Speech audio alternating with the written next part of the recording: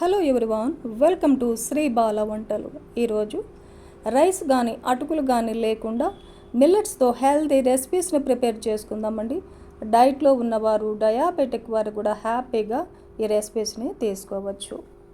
ఈ healthy రెసిపీస్ని morning బ్రేక్ఫాస్ట్లో కానీ, లంచ్ టైంలో కానీ, డిన్నర్ టైంలో కానీ ఎప్పుడైనా తీసుకోవచ్చు. టేస్ట్ అయితే చాలా చాలా బాగుంటాయండి. ఇప్పుడైతే మనం లేట్ చేయకుండా ప్రాసెస్ని చూసేద్దాం. ఒక గిన్నె పెట్టేసుకొని ఒక గ్లాసు కొర్రలు వేస్తున్నానండి. మనకు సూపర్ మార్కెట్లో అవైలబుల్గా ఉంటాయి.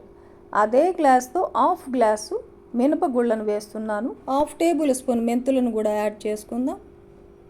ఒక 2 సార్లు శుభ్రంగా కడిగేసుకొని డ్రింకింగ్ వాటర్ వేసి 8 గంటల పాటు నానబెట్టుకోవాలి. 8 గంటల తర్వాత ఈ మిల్లెట్స్నన్నీ ఒక మిక్సీ జార్లో వేసుకొని మెత్తగా మిక్సీ పట్టేసుకొని గిన్నెలో వేసేసుకుందాం. 1 నిమిషం పాటు బాగా కలిపేసుకోవాలి. చూడండి, ఇలా మెత్తగా మిక్సీ పట్టేసుకోవాలి. కన్సిస్టెన్సీ కూడా ఇలా ఉండాలి. మూత పెట్టేసి నైట్ అంతా రెస్ట్ ఇచ్చేద్దాం. నెక్స్ట్ డే మార్నింగ్ మూత తీసి చూసామంటే చూడండి, పిండి ఎంత బాగా పొంగిందో. మనమేమీ రైస్ వేయలేదు కదండి, రైస్ కానీ అటుకులు కానీ ఏమీ వేయలేదు. అయినా సరే పిండి చాలా బాగా పొంగింది కదా. ఇప్పుడు మనకు కావలసినంత పిండిని సపరేట్గా తీసుకొని టేస్ట్కి సరిపడా సాల్ట్ వేస్తున్నాను. 1 టేబుల్ స్పూన్ వాటర్ని యాడ్ చేసుకుందాం. నేను ఇక్కడ కుకింగ్ సోడా వేయడం లేదండి.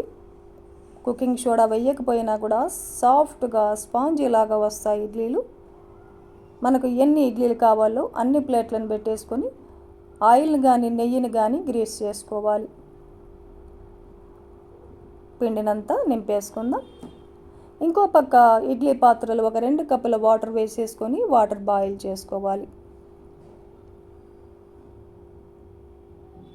ఇడ్లీ పాత్రలో వాటర్ కూడా బాగా బాయిల్ అయ్యాయి. మనకు ఇడ్లీ ప్లేట్లను పెట్టేసుకొని హై ఫ్లేమ్లో 10 నిమిషాల పాటు కుక్ చేసుకుంటే సరిపోతుంది. ఇడ్లీ రెడీ అయ్యే లోపల కమ్మని చట్నీని కూడా ప్రిపేర్ చేసుకుందాం. ఒక మిక్సీ జార్ పెట్టేసుకొని చిన్న చిన్న పీసెస్గా కట్ చేసిన 1 కప్పు పచ్చి కొబ్బరిని వేసేసుకుందాం. అదే కప్పుతో హాఫ్ కప్పు పుట్నాల పప్పు వేసుకోవాలి. ఒక 2-3 వెల్లుల్లిపాయలను వేసేసుకుందాం పొట్టు తీసి. 1 ఇంచి అల్లాన్ని చిన్న చిన్న పీసెస్గా కట్ చేసి వేసేసుకొని టేస్ట్కి సరిపడా సాల్ట్, ఒక 5-6 పచ్చిమిర్చిని వేస్తున్నానండి. మీరు మీ టేస్ట్కి తగినట్టు మిర్చిని వేసుకోవచ్చు.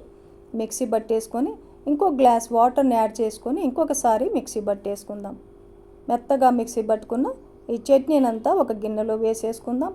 ఇంకా కొంచెం లూజ్ కావాలంటే మీరు ఎంత లూజ్ కావాలో దానికి తగినట్టుగా వాటర్ని యాడ్ చేసుకొని కలిపేసుకోవచ్చు. ఈ చట్నీకి పోపును కూడా పెట్టేసుకున్నామంటే మరింత టేస్టీగా ఉంటుందండి చట్నీ. స్టవ్ ఆన్ చేసుకొని ఒక బాండిల్ పెట్టేసుకుందాం.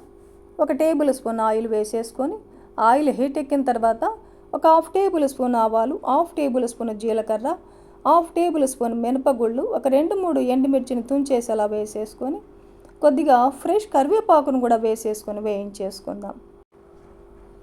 ఈ పోపు అంతా బాగా వేగిన తర్వాత చట్నీలో కలిపేసుకున్నామంటే కమ్మనైన పచ్చి కొబ్బరి పుట్నాల చట్నీ రెడీ అయిపోతుంది. ఈ చట్నీ ఏ టిఫిన్కైనా కూడా చాలా చాలా బాగుంటుందండి.